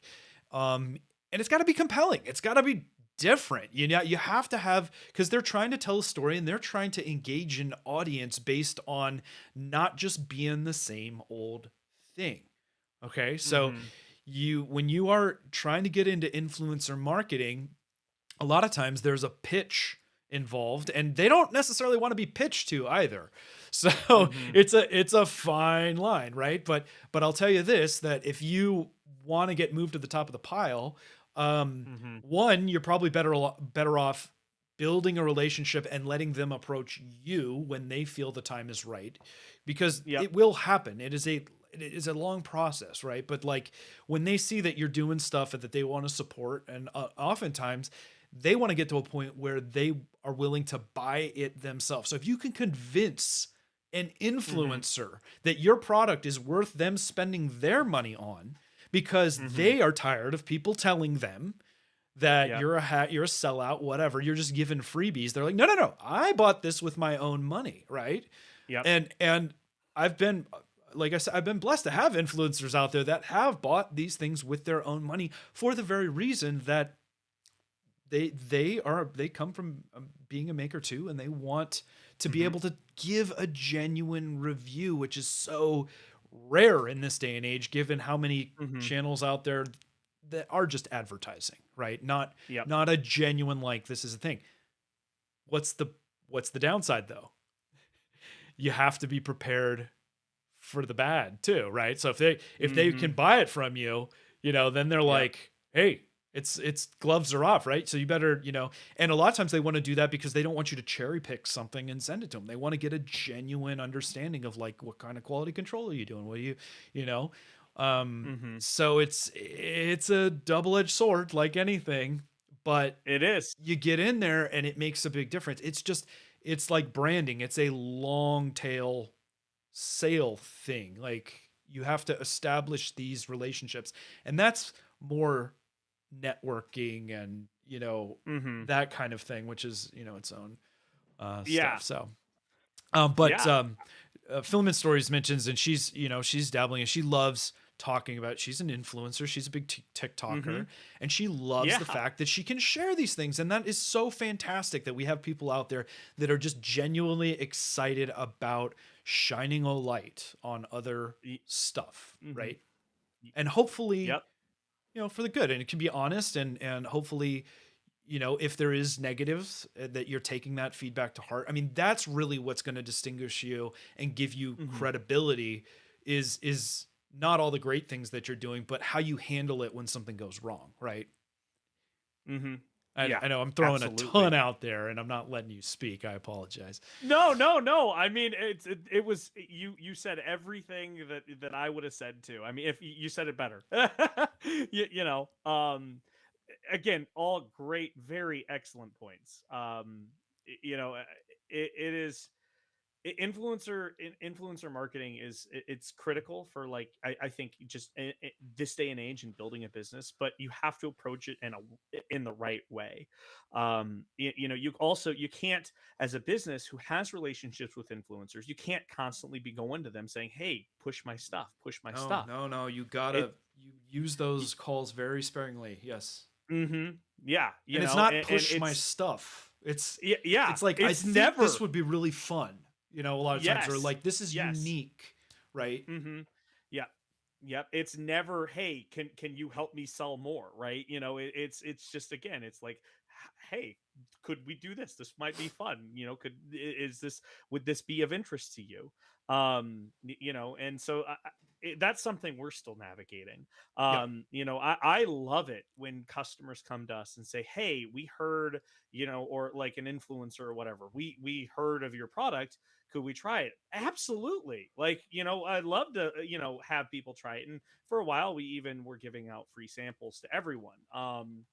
You know, like, that have never tried our products before. And that's a whole nother thing with marketing, like, you know, samples, and like, how do you get people like buying your product, and that sort of stuff. You know, for us, we started offering free samples for about 6 months, maybe 9 months, where Hmm. customers can come in and they can sign up, and then they get a free sample. We'd send it to them, and you know, from there, you know, hopefully they'd convert into a sale. It worked out a little bit. You know, it wasn't the I would say the most, you know, appetizing sort of thing. You know, being a small company or a small business, you know, having to support all of that. But that's one of those things where, still, you know, if we have someone who's building a project or whatever that has a serious need for our product, Yeah. and it's really cool and interesting, like, we're always on board, like, because again, it's just, it's fun. um and it's not so much that we're like, oh, hey, now we're going to sell more Gloop. It's more so like, hey, we're trying to change the way I look at it is, we're trying to change the way makers build with our products, right? Yeah. uh, And that's a great elevator speech right there. I mean, yeah. you know, we're, like we said, building the empire of sticky and all that stuff. Man, Hmm. Yep. there's so much there, and it's the giveaway stuff is, it's a great thing to talk about, because Hmm. you know, people, they need to see, they need to be hands on, like, especially in the world of the internet we live in, we can put renderings up and post all this great stuff up there, but until people actually get their hands on it, the reason that YouTube resonates, or at least it originally did, was it was like, this felt like a raw, unadulterated Hmm. experience with a product, right? Like, that's in its Yep. truest form what you would hope it would be. Now, there's always going to be, and it cuts both ways. Chris, Practical Printing, is like, I don't know. I mean, when you pay your own money for it, you're almost more invested and biased in wanting it to be better, because you spent money Ah. on it and you want to justify the expense. So there is I mean, no that's a good perfect point. solution. It is. Yeah.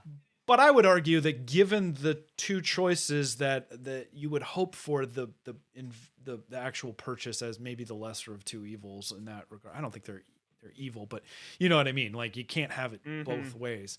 And that's an incredibly validating feeling when, like, when you have an influencer, um, you know, spend their hard earned on something, and want to tell the story yourself. So that takes a lot of time and work to again, show that you are part of the community, share, the value, give back, like all these Mm-hmm. things that allow you to establish those relationships. Having FaceTime, like going to these trade shows, like that is so critically Yes. important, because that is where that relationship building happens, right? Like we have so many people Mm-hmm. we interact with on social media that we've never even met, and you think you Mm-hmm. might know who they are, and you might, just you never know what it's like, Mm-hmm. but having that opportunity to meet those people, and that networking is super important. It is And very important. it ties into your long-term sales prospects, Yep. for sure. So raise your hand in the chat if you're going to Murph in June. I'm excited for it. I know you are. I am. I think we're going to see a lot of these great people there. Very excited. It's the Midwest So looking Rep forward to it. Festival for anybody into the 3D printing in Goshen, Indiana, home of the one of the last bastions of the Amish. Well, they're maybe not the last ones. There's a few, but there's quite an Amish population there, which is neat. And Yeah. it's a great place in the heartland of the country. It's something to check out. I always say it's like a pilgrimage for anybody that's into the 3D printing side of it, to go and experience it, because it's a great just show and tell. Yes, there are vendors there, but there's also tons of just amazing projects, and people just showing off what they've made, and some of them will Mm-hmm. potentially be future vendors. It's like that's kind of like you said, how you got your start with Earth, right? Yep. That is exactly it. Yeah. Yeah, yeah, yeah. So wow, we covered a lot of ground today, my friend. We did. We did. I really appreciate you guys being in the chat, feeding us just such great stuff. Hey, you know what? We've got a caller. You ready to take a Oh, we caller? do.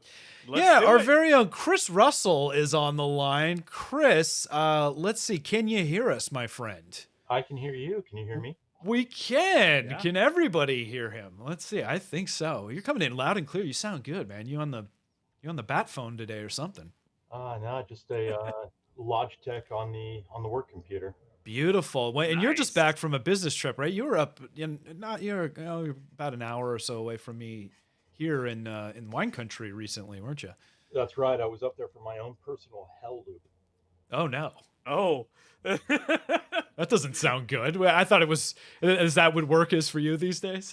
Well, when you're sitting there at the computer trying to fight fires and bang out the problems for the customer, and all you see out the window is people walking around the vineyards, drinking wine and having a good time and stuff. Yeah, Day after day that's after day. It's just, tough. You just want to be out there with them. Yeah. yeah. Flip the whole thing and head out and grab some wine. Well, man, it's good to hear your voice and have you on here. You got any insight on marketing, sales? What do you Well, got for us? I mean, I kind of dropped a little bit of it in chat, but the one thing I wanted to stress for the smaller influencers that are trying to get in, Yeah. um, is that if you're, well, like you'd said, the number one thing is build your relationships, because if you have a relationship, your ideas for content will evolve together with manufacturers out of that. That's really well said. Yeah, I agree. It, Hmm. I mean, going back and using your rep box as an example, the rep boombox. Yeah, that's right, Chris. So for those of you who don't know, Chris took a rep box. It was probably a couple years ago now, but he put a sweet like Bluetooth speaker setup inside of it, and LEDs. I mean, the thing was pimped out. Yeah. And it was bumping, man. It was such a fun little project, and you still have it, right? It's still working.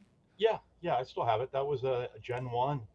I know, man. Uh, He's got one of the OGs. Now, how did it work as a speaker cabinet? Like, probably had some shortcomings in that front. I know your yeah, background's in audio. it wasn't the most high fidelity thing in the world. What I had done was taken the side panels and basically used a transducer. Yeah, It's basically a speaker without a cone, right. and it just sticks onto the side panels, and so it turned the side panels into left right speakers. So the actual Repbox was the speaker. That's wild. And then would you say, because like I know you played some of it for me, but like hearing it remote, I never got to hear it in person, and I can't imagine that MDF would make a very good, speaker motor It's, or whatever. Not the motor, but what are you, the diaphragm or whatever, Cone, the yeah. cone? Yeah, yeah, yeah, the air mover. yeah. The I air mean, mover. yeah, you didn't get to see it. I mean, originally, I think the intent that we had with that was to bring that to Murph. Was it 2020? Probably it would have been around that time. Yeah, So it's I mean it was something that would have been cool as a trade show thing. yeah, yeah. It's It fun. was a fun project, but the example of that was something that just had evolved out of conversations you and I had, on the phone and a few beers here and there, Yeah, uh, yeah. just as talking, and it turned into a project that could have been how do I say it? I could have made more content. I think that was right about the time my house flooded, so things Oh kind of Oh, man. been on hold. Um, yeah, Mike. Um, but so I mean, the point there is that those relationships, like you mentioned, with the manufacturers are key. You if you hmm get in there, especially as a smaller influencer, um, it works both ways because we can help get the word out about your product, but at the same time, you guys can help get the word out about our channels and help us grow. Yeah, hmm yeah. Because if we're featuring one of your products, you want people to see that as well. So that, Synergy, baby. Yeah. yep, Yep. exactly. Yep. Um, and then the other point on that for smaller influencers that I always stress is if you are approaching a manufacturer that you haven't worked with before, don't just go and say, "Hey, I wanna review your stuff. Send me free." Yeah. Go in there with a plan. I mean, it's all about that ROI, right? If you're going to pony up hmm a Yeah. rep box Yeah. or bottles of Gloop, um, you guys have to think about your bottom line. That hey, if I give this hmm guy $100 product, how many sales do I need to make from that guy's content to be able to cover the cost of what I just sent him?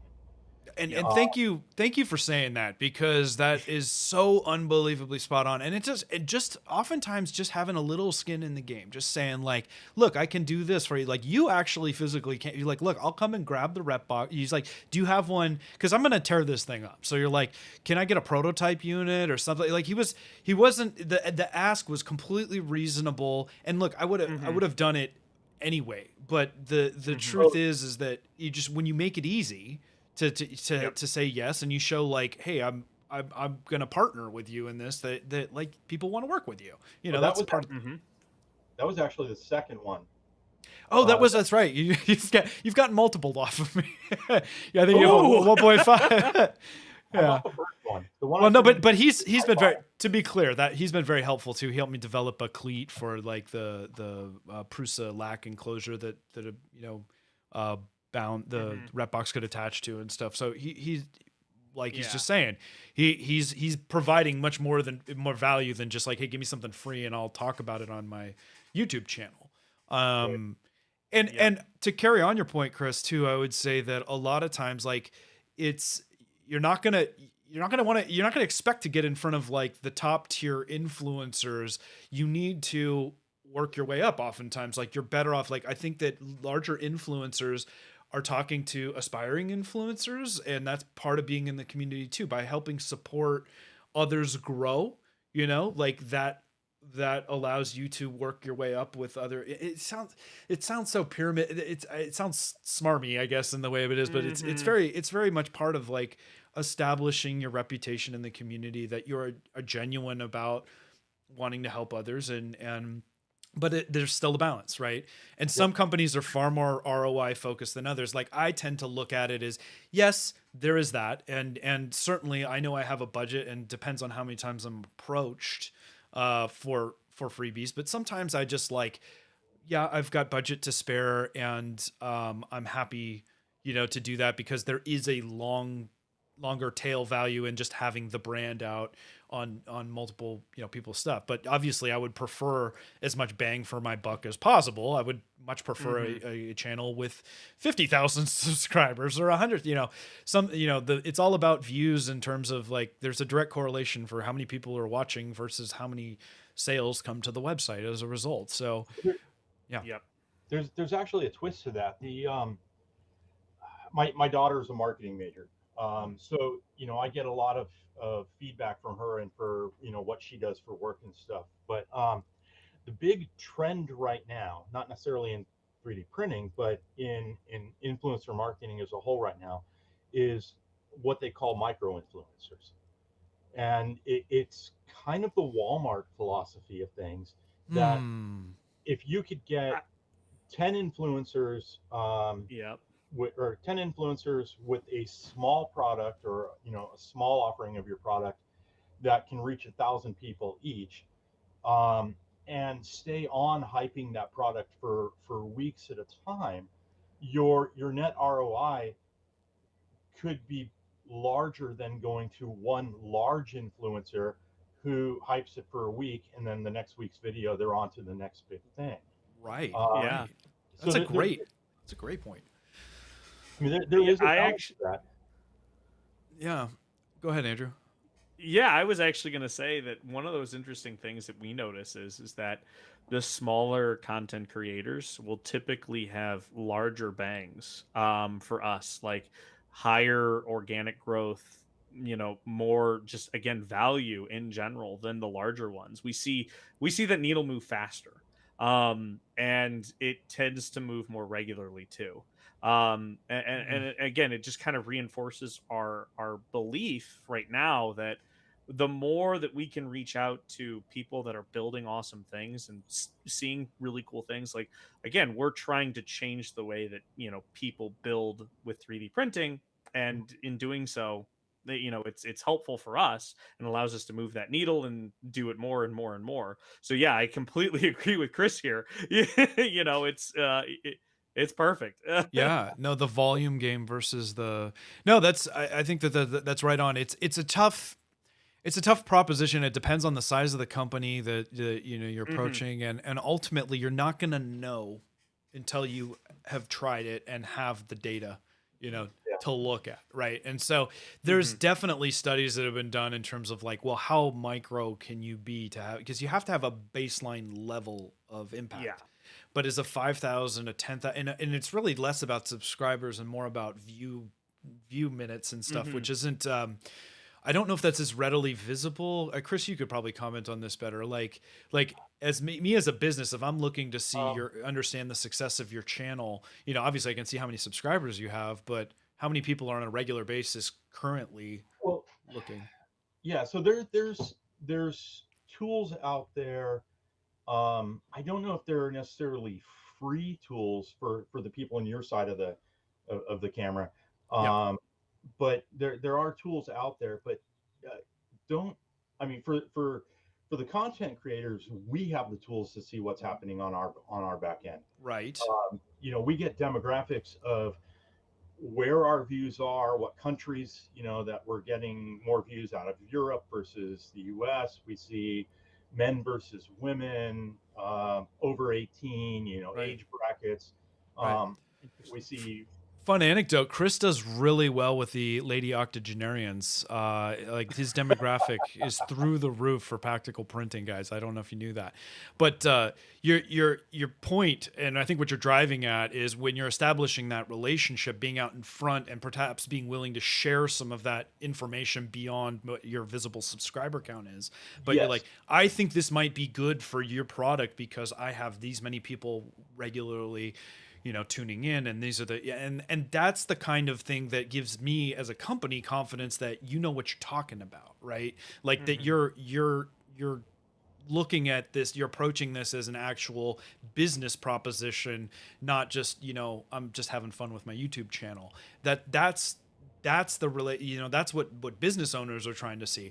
Aaron in the chat asked, what's a good first step for small content creators? Is it to just ask people to come check out your content? Yeah, that's not. It's never hurts to just be like, hey, I saw your company. I love what you're doing. I just want you to know, like, I'm working on a channel. Like, here's some content. Like, if you want to give me some feedback, just that's networking. That's building that relationship. Like, it's not, you're not always coming in guns blazing, right? Like, that's not always the best approach. We get approached all the time from people that are just like, give me free stuff, and I'm like, I don't know who you are. I don't know what value you're gonna bring, but show that you're serious, show that you want to work together. Yeah, Aaron, Yeah.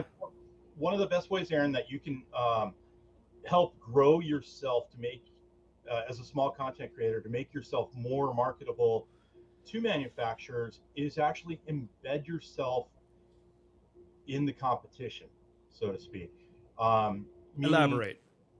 Go into Joel's chats, go into Loyal Moses's chats, go into Angus's chats or Tom's. Start having conversations in the chats on their live streams and their videos. Yep. Interact with people on Twitch or Twitter. I'm sorry.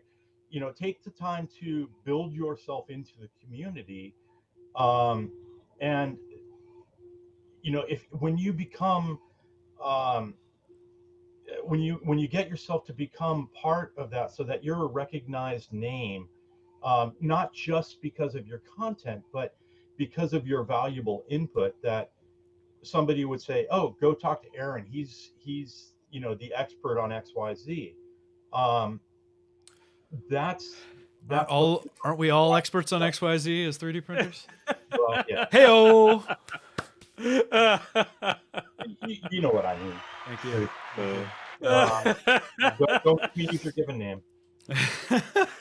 I do, and it's you're a font of wisdom in this space, my friend.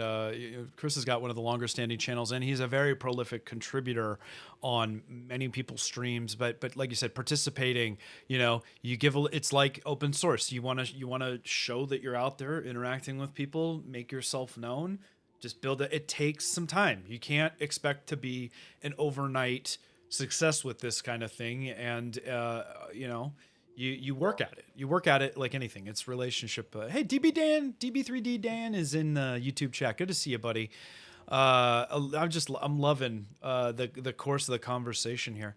Chris, Mr. Russell, Mr. Practical Printing himself, I appreciate you taking the time this morning to call in. Yeah, I know thank you you. probably just like rolled out of bed. We don't usually hear from him because 9 a.m. is probably a little bit too early for him usually, but but maybe we caught him after he's caffeinated this morning. 1 cup down. 1 cup. All right, buddy. Always good to hear your voice. Thank you for the call. And if you guys are interested as well, there's a link in the description. I'll throw it up in the chat. But also feel free to submit stuff.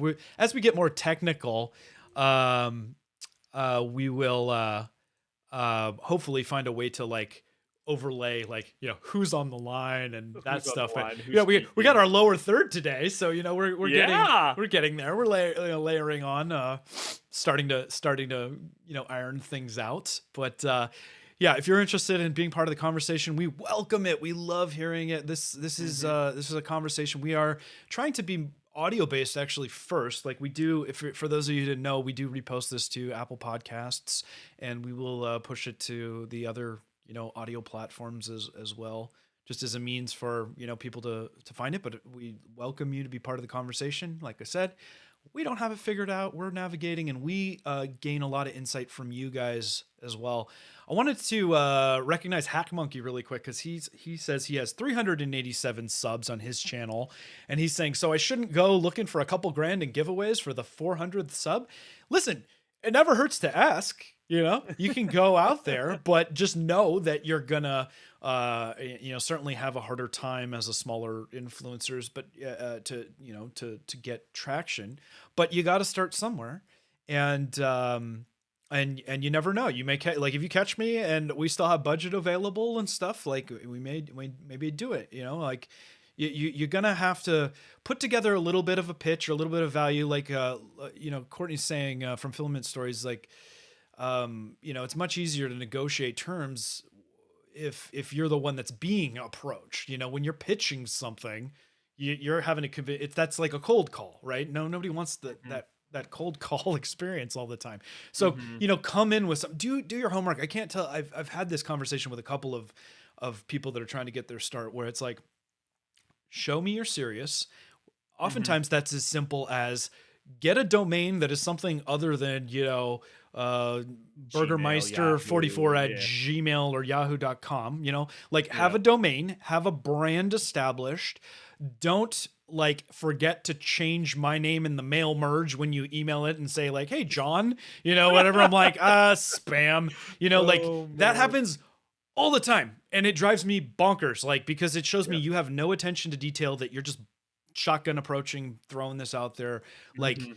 it needs to be a personalized approach. You need to show me that you know who Repkord is, what you're dealing with, why you think my product is going to resonate with your audience. What do you tell people when they approach you, Andrew, when you try to get Well, sold to?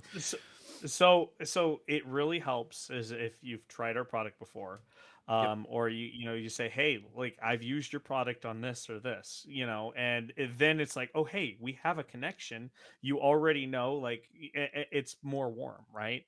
Yeah. And for people that are building something, we get people ask all the time, like, oh, hey, I'm gonna build this awesome, crazy contraption, whatever it might be. But if you take a look and you see they've never finished anything or they've never posted anything that they finished, it's like, okay, well, how do we know you're actually going to do it? We could give you the free stuff, but you know, we love when people like, hey, I'm building this thing and they've already got like half of it printed.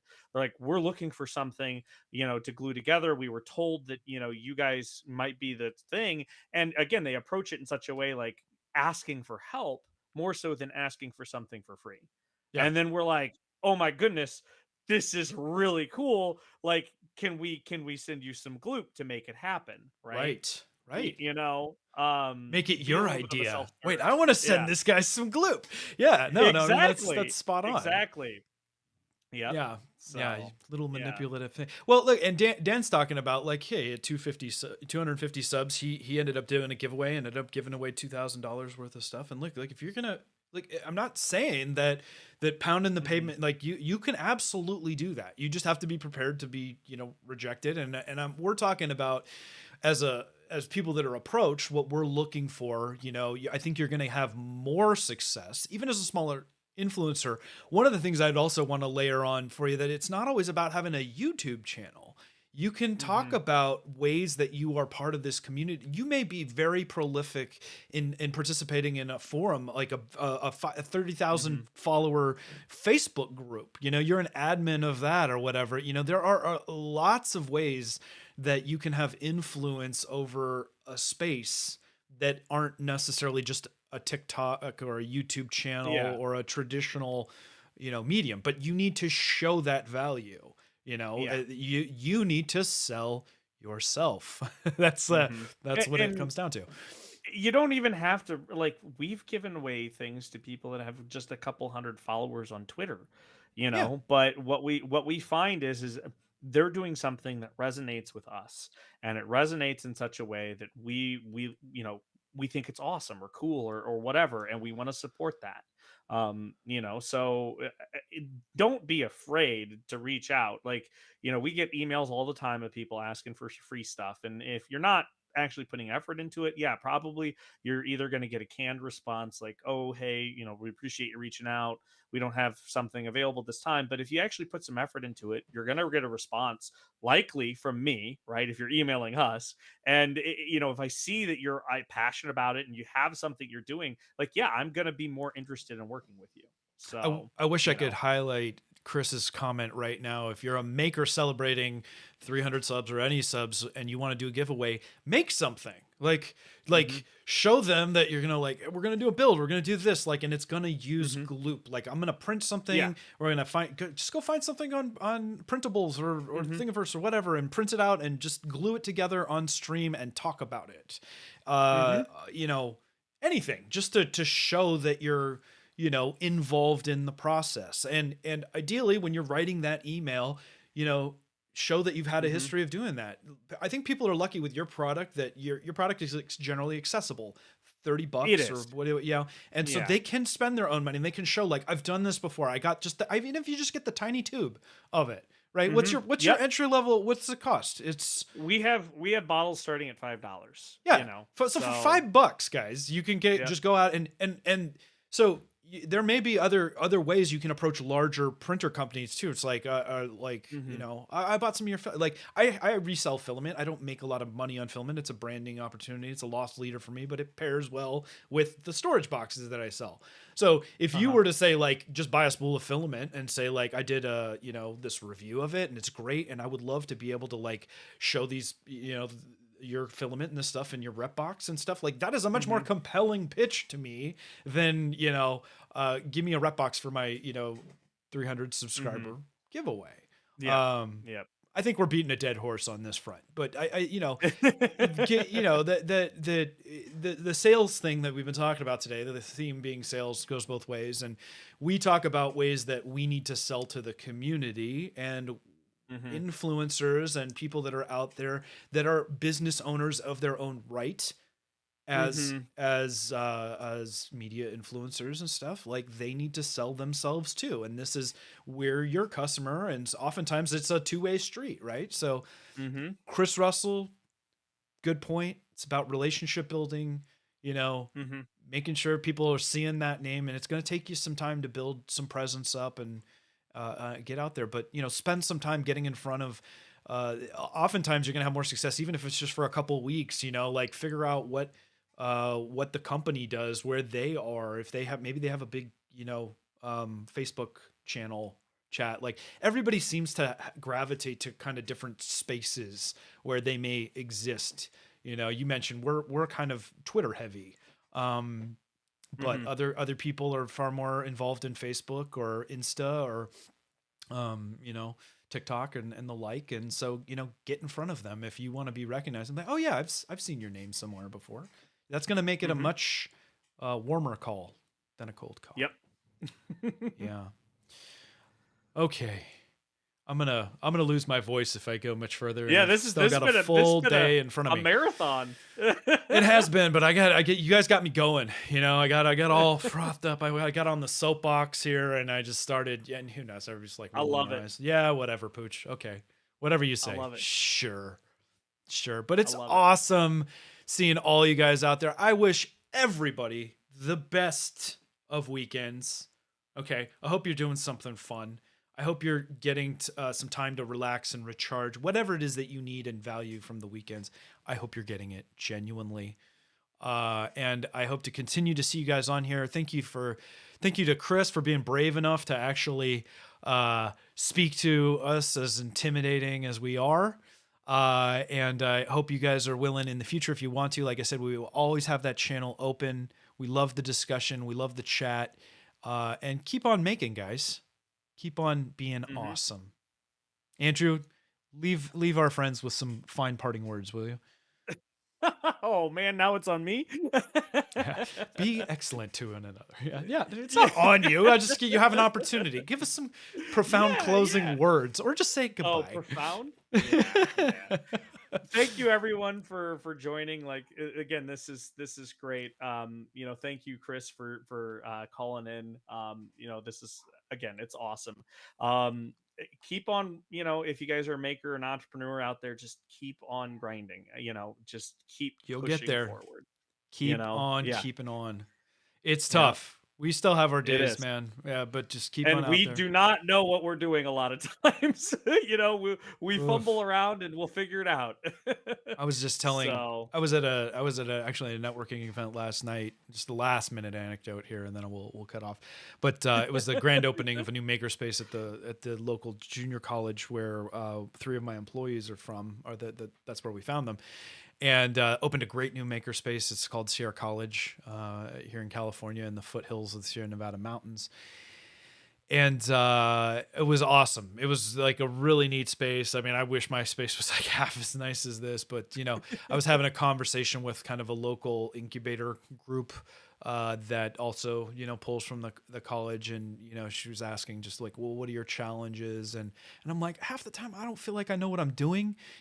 Just having context to like, I think I'm doing well, but like, where am I supposed to be 2 years in, right? And stuff like that. And so we're gonna maybe next time, if you're interested in this, but maybe we dive a little deeper on the networking piece, on Yes. establishing those relationships and friendships and professional business relationships and the like, and how Let's that do it. ties into your sales and marketing, because we dipped our toe in today, and it is so unbelievably critical. It's been such a factor in my success, and I suspect in yours as well.